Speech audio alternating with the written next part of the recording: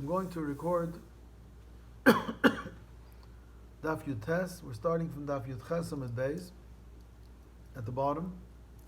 Tan Rabbanan. The Rabbanan taught in a Braisa.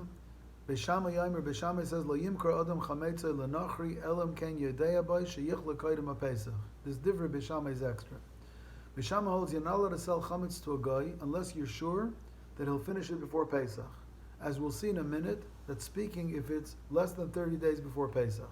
Because Beishamai holds once it's within 30 days before Pesach, you have an obligation to actually eradicate all your chametz. And it's not good enough to sell it to a guy. You have a chiyuv of biur, so if you sell it to a guy, you have to be sure the guy will get rid of it before Pesach. If you can eat the chametz, you can sell the chametz.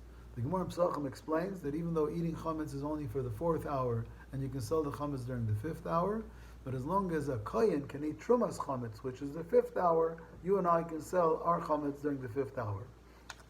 Rabbi Yehuda is going according to Beishamai, and he says kutach habavli. If you have a dip called kutach habavli, which is made of whey, dry bread, and salt, the chol mina kutach and all other dips, since Beishamai says you're not allowed to sell chametz to a guy unless you're sure he'll finish it before Pesach, so then Asr Limkar Shloishim Yom Koydem HaPesach. So you're not allowed to sell it if it's less than 30 days before Pesach. If it's more than 30 days before Pesach, the whole thing doesn't interest me because I don't have a Chiyuv Biur. Once it's less than 30 days before Pesach, then you know that he can't finish it before Pesach because a dip is only used very slowly. Tana Rabbanan, the Rabbanan taught in the Braisa, Noistim Mezainis Lefnei Akelev B'chotzer, Netola V'yatza Eines Kakanloi. You're allowed to put food in front of a dog in a courtyard, and if the dog carries it out, I don't care. This dog is not my dog. If it would be my dog, so you're allowed to feed a dog, you're allowed to feed any of your animals, it's your responsibility. It's not called a tircha yisayra. But there's a special dispensation for dogs, either because when the Yidden went out of Mitzrayim, leyechretz kelev l'shaynoi, no dog barked, or because dogs are miskenim, they're unfortunate, nobody cares about them, and they have a miserable time finding food, so therefore you're allowed to feed dogs. If the dog now carries the food out, it's not my problem. On the other hand, you're not allowed to give something to a dog to carry outside, because even if it's not your dog, you're not allowed to make an animal work on Shabbos. So then it would be also because of mechamer, making an animal work. But if you don't make it work, and you've just fed the dog and the dog ran out with the food, it's not my business. Similarly, you can put food on Shabbos in front of a guy in a courtyard, and if the guy carries it out, it doesn't matter. I gave him food, I should give him food, and if he carries out, it's his business. Hatu lamali, why did you have to tell me the second case with the guy? Hainu hach, isn't it the same as giving the dog? Now the time I would think, hi, rami alei. Maybe the dog, I have to feed him, because leyechretz kelev is l'shayna, I owe him compensation. Or maybe because the dog is an unfortunate. But this guy, maybe it's not my responsibility, especially on Shabbos, let him go somewhere else. So Kamash Malan, either there's a halacha mefarnesin aniyei akum im aniyei Yisrael, you have an obligation to feed poor Gentiles the way you feed poor Jews, and although this guy might find alternate sources of food, you're allowed to feed him and you're allowed to give it to him b'Shabbos, and once again, it doesn't matter if he carries it out. Taner Rabbanan, the rabbis taught in the Braisa, Layaskir Adam Kelev L'Nachi Be'erev Shabbos. Don't rent a Gentile your utensils on Friday, because if you're renting it on Friday, then he's going to be using it on Shabbos, and he's paying you rental income for use on Shabbos. And that's called Schar Shabbos. And that's also because of Mekach Memker. It looks like you're doing business.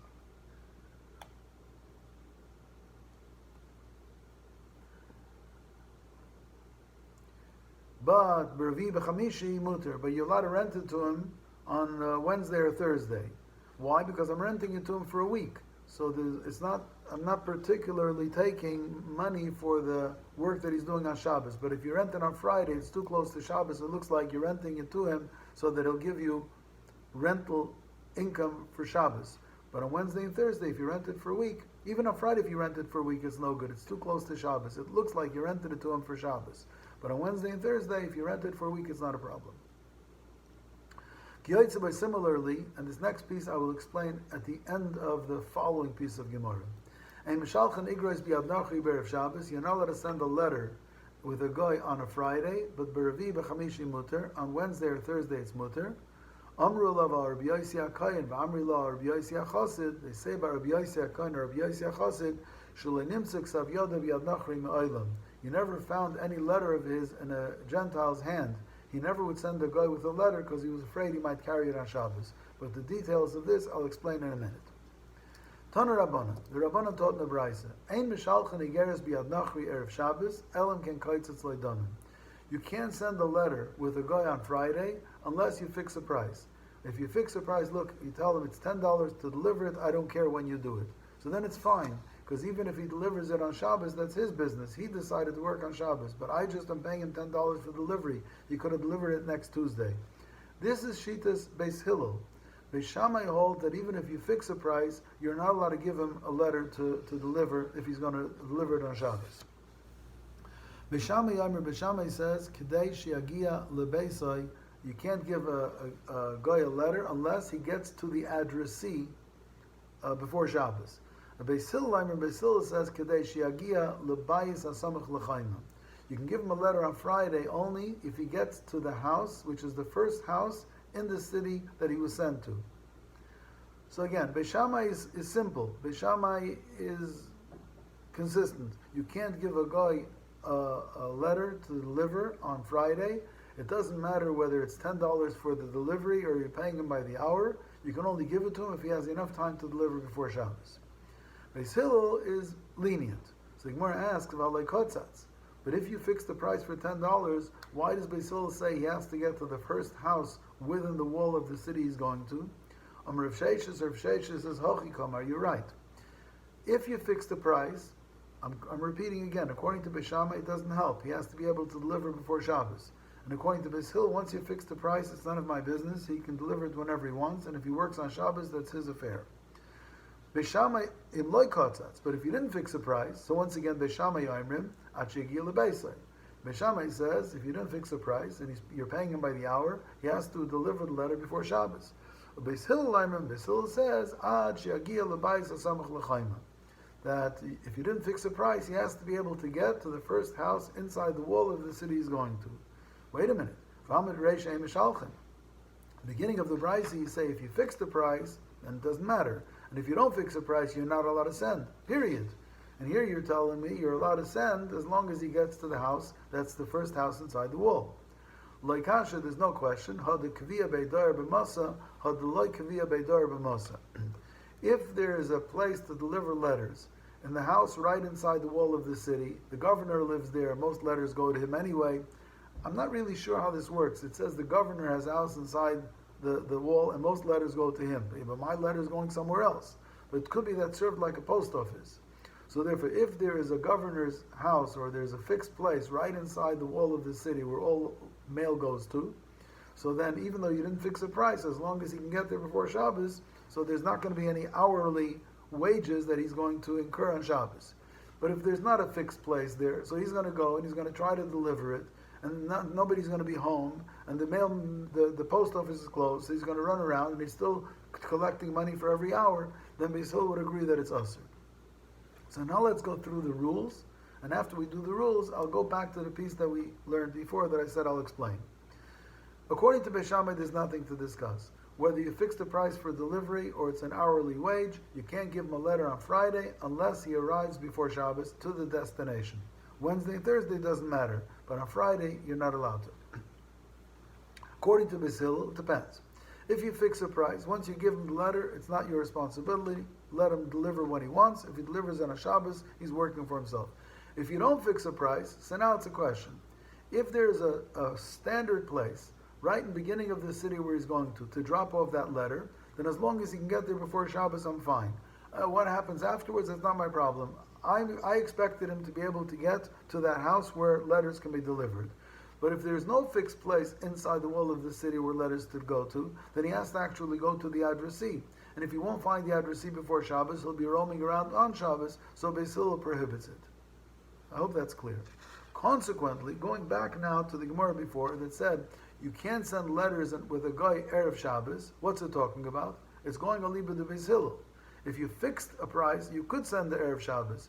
If you didn't fix a price, you can't send Erev Shabbos But if there would have been a fixed place in the beginning of the city where letters go to, then you could have sent as long as he gets there. But if there is no fixed place, Ein Mishalchan Igres B'Yad Nochi Erev Shabbos, then you're not allowed to send. Again, there are two criteria for not sending letters according to Beis Hillel. One, you didn't fix a price, and two, there's no solid fixed place where that letter is going. So then he's going to roam around until he finds the person he needs to give it to, then you can't send it on a Friday. Taner Rabbanan, the rabbis taught in the Brayz, Eima fliegen b'sfina pachas mishloish yamim kaidum l'Shabbos. You shouldn't go on a sea voyage if it's less than 3 days before Shabbos, and there's 3 pshatim, what's called 3 days before Shabbos. One opinion is you can't go after Tuesday, leaving Wednesday, Thursday, and Friday before Shabbos. The other opinion is you can't go after Wednesday, because Wednesday, you can't go, according to one opinion, you can only go on Tuesday. The other says you can even go Wednesday, because you have Thursday, Friday, and Shabbos is good enough. One says you can even go on Thursday, because Thursday, Friday, and Shabbos is good enough. So when are you allowed to go? One opinion is Tuesday, one opinion is Wednesday, one opinion is even Thursday. What's wrong with being on the boat on Shabbos? So it's a machlokes Rishonim. Rabbeinu Hananel says that it's speaking where it's like a very flat boat. The water is less than 10 tefachim deep, so there's a problem of tchumen, that you'll be going more than 2,000 amos outside of your zone on Shabbos. Rashi says because you might get seasick, and it's a problem of Einik Shabbos. And the Balamor, the famous Balamor, says because if you're on a sea voyage, which is a dangerous thing, sometimes you may have to get involved in Chil Shabbos in order to save your life, which is allowed. But since 3 days before Shabbos, you're supposed to be thinking about Shabbos, so don't create a situation 3 days before Shabbos where you might be Mechal Shabbos, then it's going to be Pikuach Nefesh. So again, we have 3 reasons why not to leave if it's less than 3 days before Shabbos. Number one, either because you have a problem of Tchumen, and you should worry about that if it's within 3 days before Shabbos, or because you're going to have a lack of Einik Shabbos if you're seasick, or because you might come to incur Chilul Shabbos. That's if you're going just for a vacation. If you're going to do a mitzvah, you're allowed to go. And Kesera, Sera. In other words, even if the boat is going to go more than 2,000 amas, but I'm not doing it, the boat's taking me, it's not my fault. Or if I don't have Einik Shabbos, well, I hope I will. I hope I won't get seasick. And if Chas v'shulam, there's going to be a need for Chilul Shabbos, so at that point it'll be Pikuach Nefesh. But tell the captain you'd prefer if he stops the boat before Shabbos, and ve'ena shayvis. And if the captain doesn't want to, then too bad for you. I mean, it's okay. Divrei Rebbe. You don't even have to tell the captain anything. If you're going to Lidvar Mitzvah, you're allowed to leave. If you're going along the coast from Tzur to Tzaidan, which is less than a day's travel, you can even go on a Friday. Taner Rabbanan, the rabbis taught in the Brayza, if you have to make a siege around the Gentile city, don't start it less than 3 days before Shabbos, either because the beginning of the siege you're mitzvah, you're worried, it's all kinds of balagan, so you shouldn't have worries on Shabbos, or because in the setting up of the siege there may be things that happen that are pikuach nefesh. So you shouldn't set up a situation where there's pikuach nefesh on Shabbos, where you have to be mechal Shabbos. But if the siege is underway, then you don't have to interrupt the siege. And Shammai said there's a pasuk, when you make a siege, you can maintain the siege ad ridita until the city goes down, and you can continue afil b'Shabbos. I'm going to interrupt with the Dvar Torah because it's interesting. I told you the Balamor says the problem of leaving on a sea voyage less than 3 days before Shabbos, because you might incur Chilul Shabbos, and 3 days before Shabbos you should be worried about the possibility of incurring Chilul Shabbos for Pikuach Nefesh. So the Tashbetz says that you shouldn't do a bris milah on a convert or a child where it's Shalei Bismana, it's past the 8th day, if it's less than 3 days before Shabbos. Because you have to worry about Shabbos, and a bris milah usually incurs that it takes maintenance to maintain the wound, and it's a question of pikuach nefesh. If you don't maintain the wound, it can be infected. So you shouldn't create a situation where on Shabbos you may have to do Chilul Shabbos for pikuach nefesh.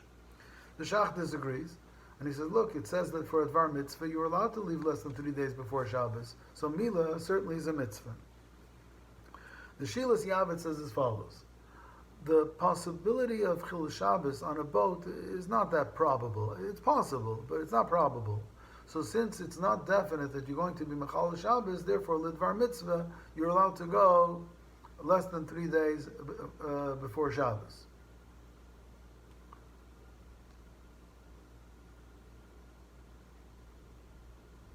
But if the Chilul Shabbos is more probable, like by a Bris Milah, so then you shouldn't do a ger 3 days before because the Chilul Shabbos is more probable. Again, it's true that Lidvar Mitzvah you're allowed to go less than 3 days before Shabbos, because on one end it's a Lidvar Mitzvah, but on the other end the Chilul Shabbos is not so probable. But to be Malig ger 3 days before Shabbos, even though it's a Lidvar Mitzvah, but Chilul Shabbos is more probable, so you shouldn't do it. The Yavit says another thing. There's a chilik between a ger and a child. Let me break it down to 3 stages.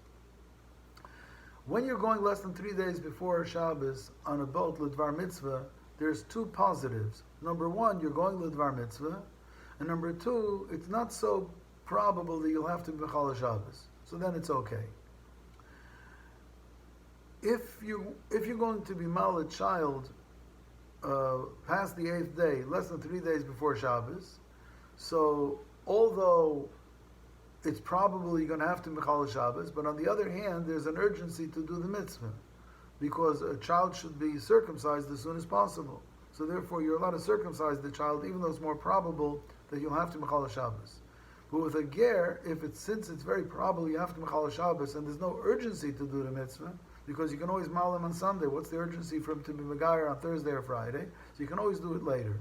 So one more time, 3 categories. On a sea voyage for the Dvar Mitzvah, where it's a Dvar Mitzvah and the Chilul Shabbos is not likely, it's okay, it's possible, but not likely. For a child that has a mitzvah to be mald, even though the Chilul Shabbos is more likely, we can be mekel, because it's a Dvar Mitzvah, even though the Chilul Shabbos is more likely. But a ger, where the Chilul Shabbos is likely and there's no urgency for that, you can wait. The Ramah says what's called a Dvar Mitzvah, even Parnasa is called a Dvar Mitzvah, and even visiting friends is a Dvar Mitzvah. The only thing that's not a Dvar Mitzvah is only vacation. Amar Reb Shimon Gamliel says, Noyagin Hayinu, we used to give laundry to the laundryman 3 days before Shabbos, not right before Shabbos. Tanya Amar Reb Tzaddik, Kachayim and Ogish Rebbeis Reb Gamliel, they gave white laundry 3 days before Shabbos, that there's enough time to wash it before Shabbos. With Tzevuim colored clothing, they gave a filaber of Shabbos even on a Friday. From there you learn that it's harder to wash whites than coloreds. For whites you need 3 days, and for coloreds you can even do it the same day. A couple of stories. Abaye gave a garment to be a colored garment to the laundryman. Amar le, Abaye asked him, Kama boyis ilove, how much are you charging? Amar le kedechivor, I charge the same for colors and whites.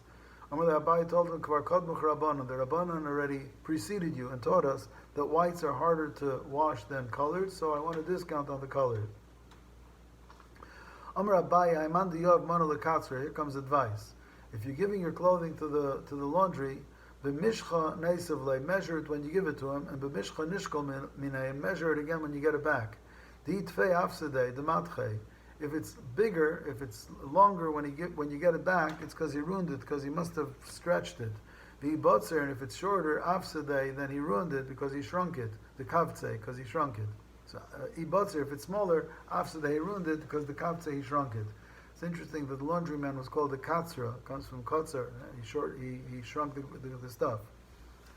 B'shavan elu ve'elu. We learned in the Mishnah that B'Shamai and B'Sil both agree that if you have chopped olives and grapes, you're allowed to load a beam on it on Friday so that the beam will be pressuring it and it'll ooze out on Shabbos. Even though Shammai held that your utensils should not be doing malach on Shabbos. So Ma'ishna Kulu the Gozir B'Shamai. Why was B'Shamai strict in all the other cases of your utensils working? Why the beams of the olive press and the grape press where he was not strict? The answer is Hanoch the Ovid Lu b'Shabbos Michayev Chatas. All the other cases, if you had done it on Shabbos, it would be an Isser Deraisa. Gazru b'Beishamai Erev Shabbos Im Chashecha. So Beishamai said that Friday afternoon you're not allowed to load it up so that your kelim will do malach on Shabbos. Kairis beis abad vigule agas the avadlu b'Shabbos lemechayev chatas. The beams on the grapes or on the olives are on the grapes, where since they're chopped, the fluid would ooze out by itself. So even if you would squeeze it on Shabbos, it's only an issur derabanan. So therefore, like Gazru, Beishamai did not prohibit putting the beams on it. Beishamai was not Geyser Shvisas Kalim. Your Kalim have to desist from Malach on Shabbos if the Malach they're doing is only an issur derabanan. So here we go. Mantana, who is the Tana of the Mishnah that holds the Kol Midi the Osi Mimele Shaper Dami? Who holds that if the fluid would have oozed out anyway, therefore squeezing it is only a derabanan? Who holds that if the fluid would come out anyway and you squeeze it, it's only a derabanan? So we're going to have a dispute of Amoraim as to whose Tanoic view is this. Rabbi Yossi bar Chanina, Rabbi Shmoli. It's Rabbi Shmuel who holds this opinion. The Tanan, it's a Mishnah in Adiyos, Hashum, garlic, Vaboiser, or unripe grapes, Vamalilos, or grain. Sheriskan miboid yom, you chop them, and now the fluid would ooze out from it by itself. Rabbi Shmuel Leimer, Yigmar Mishatachshach. You're allowed to put something heavy on it in order to make it flow out on Shabbos. Why? Because since it would have flowed out anyway, so squeezing it on Shabbos would only have been a derabanan, so you're allowed to put the beam on it on Friday. Rabbi Kiva Aimer La Yigmar. Rabbi Kiva says you're not allowed to. So evidently, the same way that Rabbi Shmuel allows you to put a beam or a heavy weight on garlic or unripe grapes or grain which was chopped and now forces the fluid out on Shabbos, so that's the opinion that chopped olives and grapes also you can put a beam on it and it'll continue to flow on Shabbos. Why? Because since once it's chopped, even if you would squeeze it on Shabbos, it's only a derabanan, so there's no isser of putting the beam on it on Friday. Rabbi Elazar, that's the Amayr Rabbi Elazar ben Padas, Amar says that our Mishnah's view is the view of Rabbi Elazar, that's Rabbi Elazar the Tanner, Rabbi Elazar ben Shamuai. The Tanan we learned in the Mishnah, Chalais Dvash Sheriskan Be'erev Shabbos, if you have loaves of honey that were mixed with wax, that you chop them on Friday, and now V'yatzu mi'atzman, and now the honey flows out from the wax on Shabbos, Aser, the Tanakama says you're not allowed to eat it, because I'm afraid if I let you eat it, you might come to squeeze it. And squeezing it would be an Isser Deraisa. Rabbi Elazar Mater, Rabbi Elazar ben Shamuah says that since the loaves of honey and wax were chopped, so the honey would have flowed out by itself. So therefore, even if you were to squeeze it, it's only an Isser Derabanan. So I don't mind if it flows out by itself, if you eat the honey, because I'm not afraid you might come to squeeze it, because even if you would, it's only an Isser Derabanan. So we have two different sources for our Mishnah. Our Mishnah says if you have chopped olives and grapes, you can put the beam on it on Friday. Rabbi Shmuel says if you have chopped garlic, unripe grapes, and grain that were chopped, you can put a beam on it. And Rabbi Elazar holds if you have loaves of honey with wax that were chopped, also you're allowed to consume anything that flows out, because even if you were to squeeze it, it's only a derabanan. So Rabbi Yossi bar Chanina Maitama le'amar Rabbi Elazar. Rabbi Yossi bar Chanina, who felt our Mishnah was the view of Rabbi Shmuel, the one who held the case of the chopped garlic, grapes and grain, why didn't he go for Rabbi Elazar's view, who said it's Rabbi Elazar ben Shamuah, who talked about chopped loaves of honey? Omar Lach, he says, no, Hassam, you know why Rabbi Elazar ben Patas allows you to take the honey that oozes out of the chopped loaves? Because since it was a food product in the beginning and it's a food now, so it's not a problem. Here the chopped olives and grapes first were a food and now it's a fluid. So maybe Rabbi Elazar wouldn't allow if it's a new fluid coming from a food. Therefore, Rabbi Shmuel is the one who holds that when you have a fluid coming from a food like garlic and grapes and grain, it's mutter. So the comparison of grapes and olives is closer to Rabbi Shmuel's case. Rabbi Elazar, Amalach Rabbi Elazar says, but Hashamina leila Rabbi Elazar the filazeisim anav namishori. But I happen to hear that Rabbi Elazar holds that even olives and grapes are also mutter, because the ki aser of Ishai ben Arda, when Rav Ishai came from Arda, also he came v'aisi masnisa biyoda, and he brought a brisa that says clearly zeisim anavim sheriskan mi'erev Shabbos. If you have olives and grapes that were chopped on Friday, Rabbi Elazar, or the Tanner of Elazar, v'yotzu me'atzman, and the fluid comes out by itself, asur and it's asur. Why is it asur to drink the grape juice or the olive oil that comes out? Because I'm afraid you'll come to squeeze it, and squeezing it is an isur deraisa. Rabbi Elazar, Rabbi Shimon Matirin, they allow you to drink the fluid that comes out, because they feel I'm not going to make a gzeira that you might come to squeeze it, because even if you squeeze it, it's only nisa derabanan.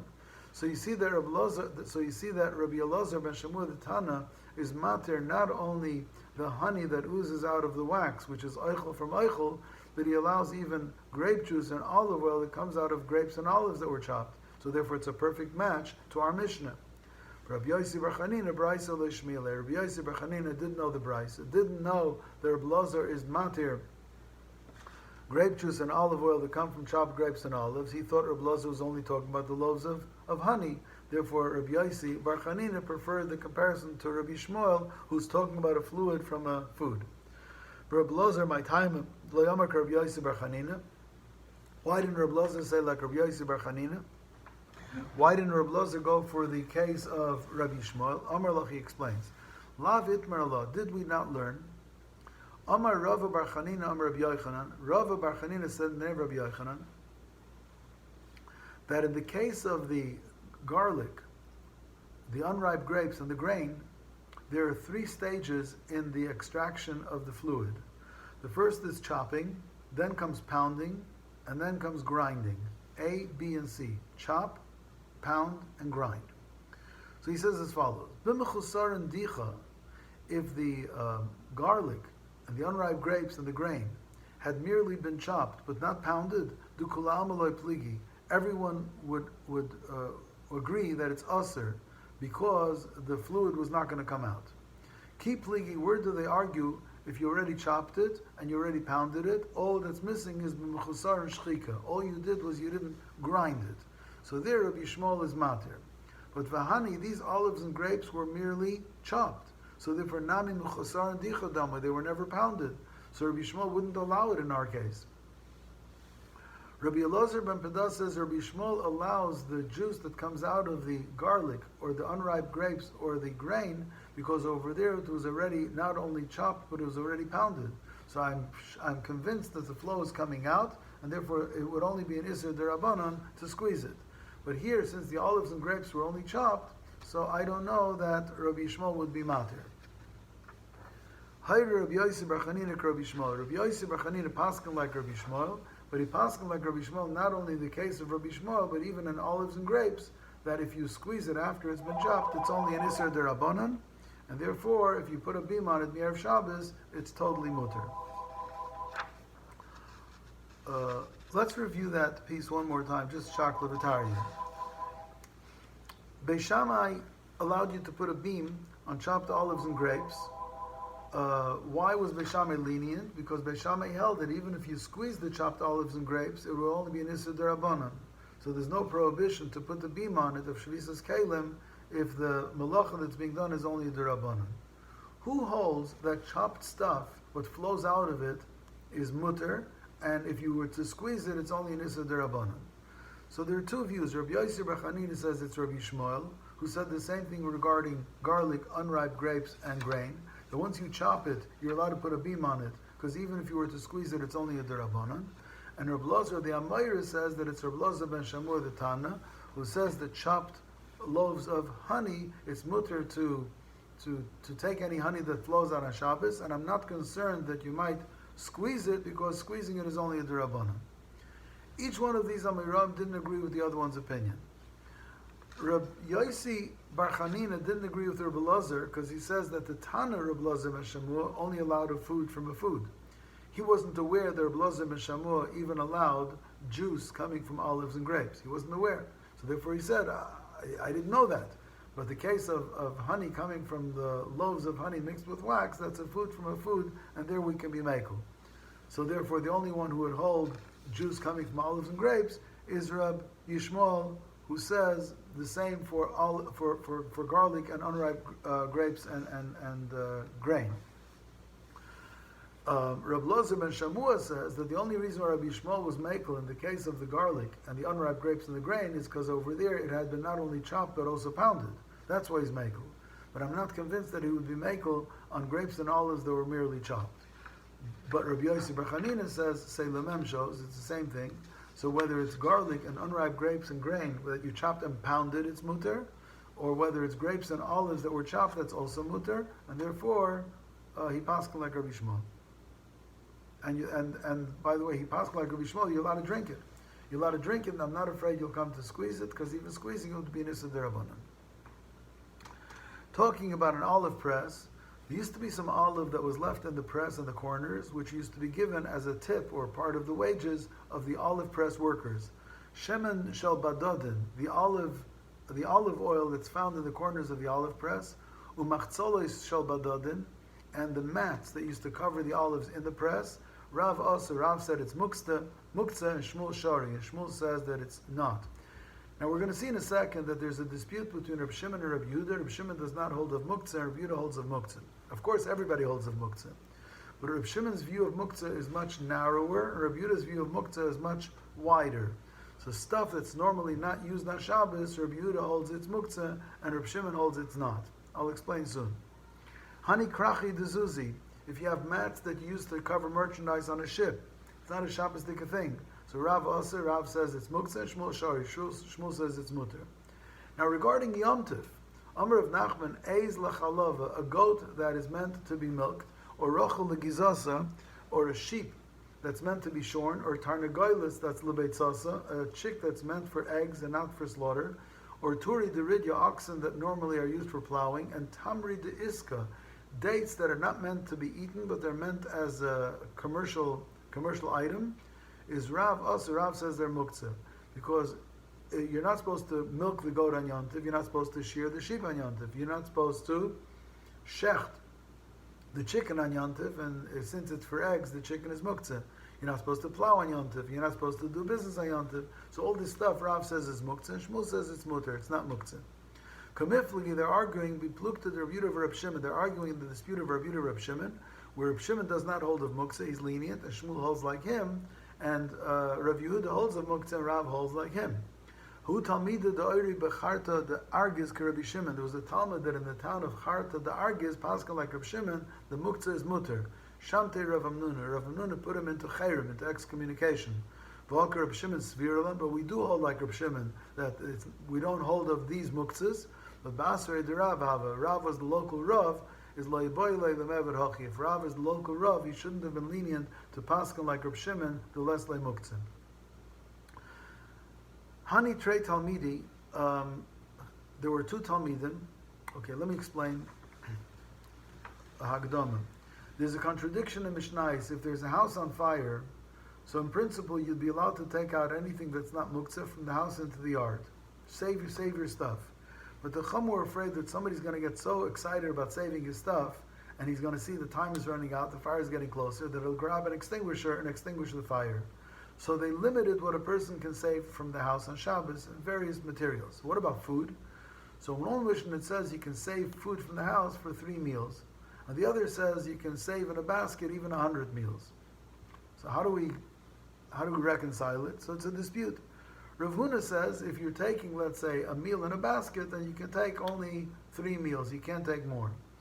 But if you're taking it in one basket, if it's one basket, you can even save 100 meals. And the other opinion is Rabba Bar Zavda, and he says you can even take out 4 or 5 baskets, even 100 meals, as long as afterwards you just put it into one basket. When you put it into the yard, you put it into one basket. But as long as you're going into a nearby yard. But if you're going to go to another yard, which is further away, then you can only save 3 meals. So in other words, according to Rav Huna, you can only save 100 meals in one basket. According to Rabbi Bar Zavda, you can even save 100 meals in multiple baskets as long as you're going to a nearby courtyard, and then in the courtyard you put it into one basket. So Hani Trei Talmid, there were 2 Talmidim, Chad Matzel B'Chad Mana. One saved a lot of meals but in one basket, and Chad Matzel B'Arba V'Chomish Mani. One saved it even in 4 or 5 baskets, and then he put it into one. The Kamifli, they're arguing with Plukta, the Rabbi Bar Zavda of Rav Huna. They were arguing who's right, Rabbi Bar Zavda or Rav Huna.